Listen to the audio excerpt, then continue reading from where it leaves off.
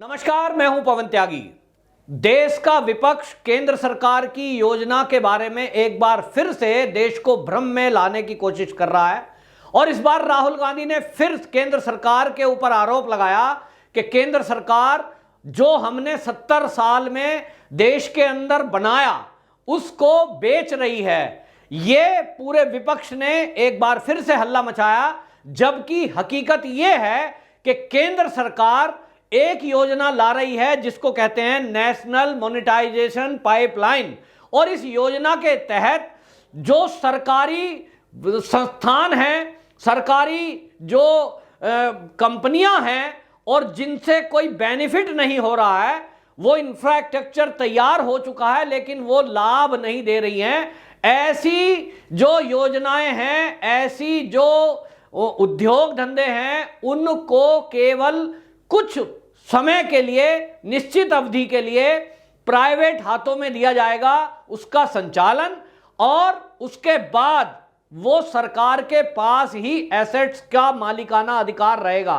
इसको आप ऐसा समझिए कि एक कंपनी है जो लाभ के बजाय घाटे में जा रही है और उस कंपनी को सरकार ने केवल चलाने के लिए, रख रखाव के लिए, आप कुछ मैन्युफैक्चर कर रहे हैं उसको बेचिए, लेकिन हमको इससे बेनिफिट चाहिए, फायदा चाहिए। और ये फायदा कितना मिलने वाला है सरकार को, तो आपको बताएं 4 साल में 6 लाख करोड़ रुपए का लाभ केंद्र सरकार इस योजना से करेगी। और इस योजना में जो प्रोजेक्ट आएंगे वो हैं ब्राउनफील्ड प्रोजेक्ट। ब्राउनफील्ड प्रोजेक्ट जो हैं उनको कहते हैं जो संस्थान, जैसे मैंने बताया कि इंफ्रास्ट्रक्चर गवर्नमेंट का है लेकिन उससे लाभ के बजाय कई बार घाटा आ रहा है या उतना लाभ नहीं आ रहा है जिस तरह से आना चाहिए। उदाहरण के लिए रोडवेज की बस चलती है, वोल्वो बस चलती है दिल्ली से लेकर चंडीगढ़ या देश में कहीं भी। एक प्राइवेट बस चल रही है, प्राइवेट बस का मालिक 2, 3, 4 साल के अंदर ही उस गाड़ी की किस्त भी चुकता कर देता है, उसके बाद एक नई बस खरीद लेता है। और बहुत सारे ट्रांसपोर्टर देश में इसी तरह बने हैं जो आज खरबपति बन गए हैं। लेकिन इधर सरकार की बस है, अगर आप रोडवेज के आंकड़े उठाकर देखोगे, ज्यादातर रोडवेज बसें जो हैं राज्य सरकारों के अधीन हैं, वो घाटे में चल रही हैं। रीजन क्या है कि उनका टाइम है 9 बजे बस स्टार्ट होनी है, वो 2 सवारी बैठे, 3 बैठे, उससे मतलब नहीं है। ड्राइवर की सैलरी उतनी, कंडक्टर की सैलरी भी उतनी, तेल भी उतना खर्च होना है, लेकिन उन्हें तो अपने टाइम पे यात्रा पूरी करनी है। प्राइवेट वाले क्या करते हैं, प्राइवेट बस वाले अपनी बस को भर के चलते हैं, एक भी सीट खाली ना हो। और उसके लिए वो पूरा एक तंत्र खड़ा उन्होंने किया हुआ है कि यदि दिल्ली के अंदर 5000 ट्रांसपोर्टर हैं तो सब आपस में एक दूसरे से लिंक हैं और बस के चलने के कुछ घंटे पहले तक सब एक दूसरे से फोन करके पूछते हैं, भाई तेरे पास कोई सवारी है क्या। मान लीजिए एक बस दिल्ली से चलती है हरिद्वार के लिए, सरकार की भी और प्राइवेट की भी। सरकार की रोडवेज की बस जो वोल्वो जा रही है हरिद्वार, उसके बारे में वो रोडवेज के कर्मचारी, ना रोडवेज का कोई तंत्र सरकार का उसके लिए कोशिश करेगा कि वो बस भर के जाए। ड्यूटी निभानी है, निभाते हैं। दूसरी तरफ प्राइवेट वाला है, वो आस पड़ोस के कम से कम 50 लोगों से कांटेक्ट रखता है और वो कहता है मेरी बस चलेगी 3 बजे, तो पहले मेरी बस भर दे, मैं तेरी बस भर दूंगा। और आपस में मिलकर एक कोऑर्डिनेशन बनाकर हर प्राइवेट बस भरी हुई चलती है, जिसके कारण वो लाभ में होती है। तो सरकार के जो एम्प्लॉई हैं उनके उपेक्षाओं के कारण, उनकी इग्नोरेंस के कारण ये संस्थान घाटे में चलते गए, जिसका एक जीता जागता उदाहरण टेलीकॉम सेक्टर है। हमने देखा कि MTNL और BSNL पूरे भारत में सबसे ज्यादा लोकप्रिय था और आज की डेट में भी आप यदि कहीं पहाड़ पे चले जाइए, वहां गांव में अगर पहाड़ पे 2 ही घर हैं, उसके लिए वहां टावर लगा हुआ है, वहां सिग्नल देगा। प्राइवेट वालों ने कोई टावर नहीं लगाए, कोई सैटेलाइट नहीं है, और इसके कारण इतना इंफ्रास्ट्रक्चर होने के बावजूद भी सरकार का ये टेलीकॉम सेक्टर घाटे में आता चला गया और प्राइवेट कंपनियां दिन दूनी रात चौगनी तरक्की करती चली गई। रीजन वही सरकारी कर्मचारियों का इग्नोरेंस। और इसके कारण एक बड़ा भार हुआ, या तो सरकारी कर्मचारियों को बाहर कर दें या फिर उसका संचालन किसी निजी हाथ में दे दिया जाए, जिससे वो जो कर्मचारी सरकारी हैं उनकी नौकरी भी बनी रहेगी उनकी सैलरी भी वही बनी रहेगी और उससे सरकार को भी लाभ होगा। अब जो कांग्रेस इसका विरोध कर रही है, उसका काम है विरोध करना, लेकिन वो विरोध में झूठ बोलकर लोगों को भ्रम पैदा करे, ये गलत है। क्योंकि जिस तरह से हमने देखा 3 कृषि बिल ये केंद्र सरकार, मोदी सरकार लाई किसानों के हित के लिए, हर किसान का हित है इन 3 कृषि बिल में, लेकिन सारे देश के विपक्ष ने और कांग्रेस ने इसको झूठ बोल बोल कर कुछ लोगों के दिमाग में ये भर दिया कि ये कृषि बिल शायद जमीन ले लेगा, शायद एमएसपी कल को खत्म हो जाएगी, और कुछ लोग उसमें से उस बहकावे में आकर देश की सड़कों पर निकले, जिससे अरबों रुपए का देश का नुकसान हुआ। कांग्रेस का एक सूत्री कार्यक्रम है कि इस देश का नुकसान कैसे किया जाए। हम देख रहे हैं कांग्रेस का जो व्यवहार है, जब से मोदी सरकार केंद्र में आई है, ना तो वो संसद में काम चलने देते हैं, ना वो सड़क पे काम चलने देते हैं, ना वो कोई उद्योग धंधों को चलने देने की नीयत रखते हैं। और इसलिए इनके द्वारा जो यूनियन भी बनी हुई है, उनका अभी आप देखना, एडवांस में आपको सूचना दे रहा हूं, जितनी भी ये कम्युनिस्टों की यूनियन है, जितनी भी कांग्रेस की यूनियन है, वो इस झूठ को लेकर इतना प्रचार करेंगी कि देश में अब हड़तालों का दौर जारी करेंगे। ऐसी योजना इस विपक्ष ने बनाई है, जिसकी सूचना मुझ तक भी गुप्त सूत्रों से आई है कि अब पूरे भारत में जिस तरह से किसान आंदोलन को लेकर झूठ फैलाया, अब राहुल गांधी के नेतृत्व में, कम्युनिस्ट नेताओं के नेतृत्व में अब पूरे देश में ये हड़ताल करेंगे और लोगों को झूठ बोलेंगे और कहेंगे मोदी जी ने तो प्राइवेट हाथों में रेल बेच दी, बस बेच दी, हवाई जहाज बेच दिए। अब ये झूठ है, जबकि योजना का नाम है नेशनल मोनेटाइजेशन पाइपलाइन, और इस पाइपलाइन के तहत आपको बताऊं, इंफ्रास्ट्रक्चर का कुल जो देश का एफर्ट्स हैं हमारी सरकार के पास, 15 से 17%, 17% तक ये इस तरह से दिया जाएगा लीज पर चलाने के लिए, जिसके अंदर आपको बताएं ये तय हुआ है, जैसा मैंने बताया कि वो ब्राउन फील्ड प्रोजेक्टर वो हैं, और वो प्रोजेक्टर जो हैं, प्रोजेक्ट जो हैं, जिसमें 26,700 किलोमीटर ये सड़कों को दिया जाएगा। इसी तरह 28,608 किलोमीटर बिजली की लाइन, इसका रखरखाव, मेंटेनेंस ये दिया जाएगा। 15 रेलवे स्टेशन देने का तय हुआ है, 25 हवाई अड्डे देने का तय हुआ है, और इस 25 हवाई अड्डे अगर मैं बोल रहा हूं तो इसमें छोटे शहरों के हवाई अड्डे भी हैं, जहां से 10-20 उड़ान जाएंगी। ऐसे बहुत सारे हवाई अड्डे अब देश में, मोदी सरकार की योजना है कि जो छोटे शहर हैं उनसे भी हवाई जहाजों की उड़ान शुरू हो सके।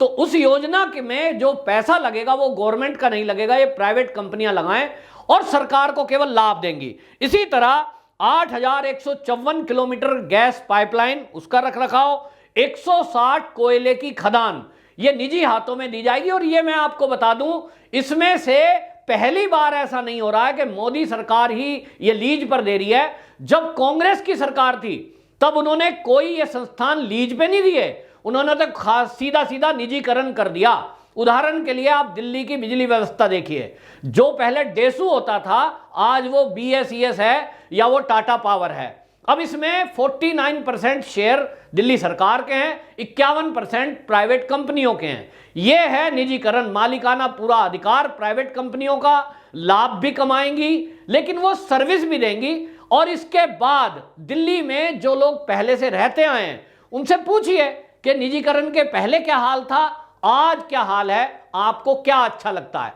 तो कंपनियों ने आकर मूलभूत सुविधा दी है, ऑफिसों के अंदर आज बढ़िया बैठने के लिए चेयर हैं, बढ़िया AC लगे हुए हैं, बहुत अच्छे से मैनेजमेंट काम कर रहा है, और आज भ्रष्टाचार बिल्कुल नहीं है। इन कंपनियों के जरिए आम आदमी को लाभ मिल रहा है। फोन कॉल करिए, घर बैठे आपको बिजली का मीटर का कनेक्शन मिल जाएगा। क्रॉस चेकिंग भी होती है कि कोई आपसे पैसा तो नहीं मांग रहा है, आम आदमी खुश है।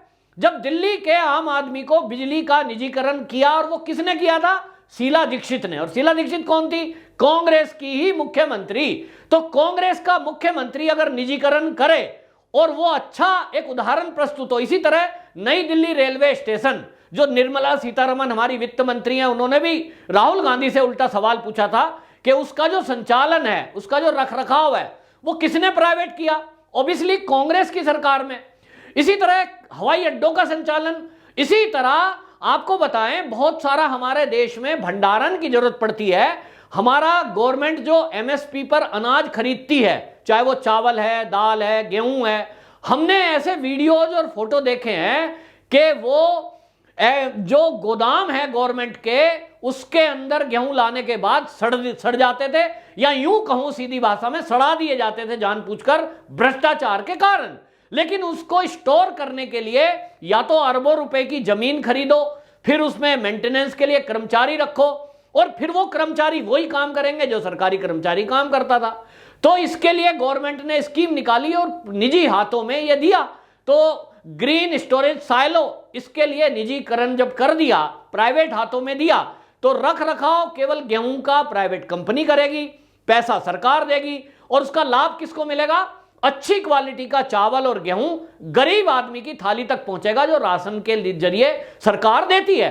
तो आम आदमी का भी फायदा इससे हो, और देश में जो इंफ्रास्ट्रक्चर खड़ा करना है, सरकार की योजना है कि जिस तरह से आज आप एक्सप्रेस पेरिफेरल वे दिल्ली के चारों तरफ देखते हैं, आप अगर गाड़ी से जाएंगे आपको आनंद आएगा। आप आज भारत के अंदर जो हाईवेज देख रहे हैं, आप जब चलते हैं तो आपको लगता है वाह क्या रोड है। आप दिल्ली मेरठ एक्सप्रेस वे पे जाइए, रात के समय ऐसा लगता है जैसे हम विदेश की किसी सड़क पे चल रहे हैं। तो अच्छा लगता है कि रोड पे गड्ढा नहीं है, आपकी गाड़ी स्मूथली जा रही है, सब चाहते हैं। लेकिन ये होगा कैसे? इसके लिए अरबों खरबों रुपया चाहिए। और एक तरफ चीन जैसी सेना मुंह बाए खड़ी है, पाकिस्तान के आतंकवादी हमारे बॉर्डर पे ताक लगाए बैठे हैं कि वो देश में किस तरह से घुसपैठ करें और देश में कब्जा करें। तो उसको रोकने के लिए हमें फाइटर प्लेन भी चाहिए। हम बड़े खुश हो रहे थे जब हमारे यहां राफेल आया, लेकिन वो राफेल कितने का आता है इसका आप आइडिया लगाएंगे तो आपको पता लगेगा कि एक राफेल जितने में आता है उतने में हमारा साल भर का एक कंपनी का खर्चा चल जाता है। तो ये इंफ्रास्ट्रक्चर कहां से आएगा गवर्नमेंट के पास? इसके लिए गवर्नमेंट ने यह तय किया है कि एनएमपी योजना, नेशनल मोनेटाइजेशन पाइपलाइन योजना के तहत जो ब्राउनफील्ड प्रोजेक्ट हैं उनसे 6 लाख करोड़ रुपया 4 साल में कमाया जाएगा। और अगर यह प्रोजेक्ट सफल होता है, इसके आगे फिर और विचार किया जाएगा। गवर्नमेंट के पास ही वो संपत्ति रहेगी। ये जो देश का विपक्ष झूठ बोल रहा है कि बेच दिया शब्द वो होता है कि हवाई अड्डा किसी प्राइवेट कंपनी को दे दिया, रेलवे स्टेशन किसी प्राइवेट कंपनी को दे दिया। मैं पूछना चाहता हूं कि क्या हवाई अड्डे के अंदर जो आप एंट्री करते हैं, अगर वो बिक गया तो सीआईएसएफ का जवान वहां आपकी तलाशी क्यों लेता है? वो इसलिए ले रहा है क्योंकि वो गवर्नमेंट का संस्थान है। सीआईएसएफ उन्हीं संस्थानों का पहरा करती है, वहीं वो सुरक्षा करती है जो गवर्नमेंट के एसेट्स हैं। प्राइवेट कंपनियों की पहरेदारी में सीआईएसएफ नहीं लगाई जाती। तो राहुल गांधी मूर्ख बना रहे हैं, और मूर्ख केवल वो ही बनेंगे जिनको अपनी बुद्धि लगाना नहीं आता, थोड़ा बहुत गूगल करना नहीं आता। नहीं तो इस देश का जवान, आज देश के नागरिक पढ़ लिख गए हैं और वो अच्छे से समझते हैं अब विपक्ष की कोई चाल इस देश में चलने वाली नहीं है।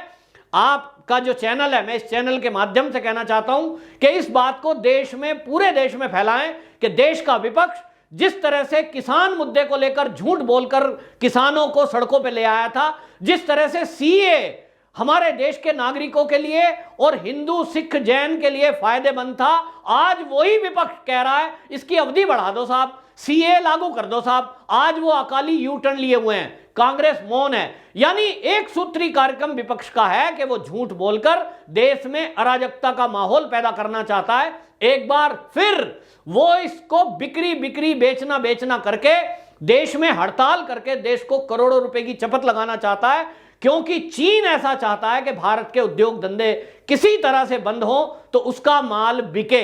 तो ये चीन के द्वारा प्रायोजित कार्यक्रम होगा।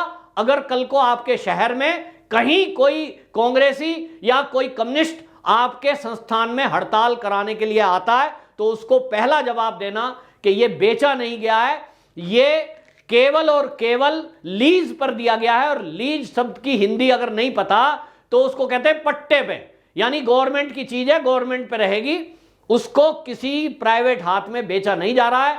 झूठ बोलकर इस देश में अराजकता फैलाने पर यह देश का विपक्ष, इसको शर्म आनी चाहिए। वंदे मातरम।